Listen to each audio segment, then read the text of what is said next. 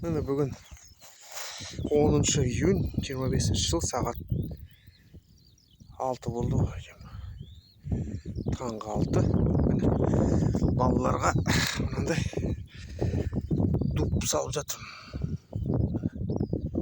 Мына жақта міне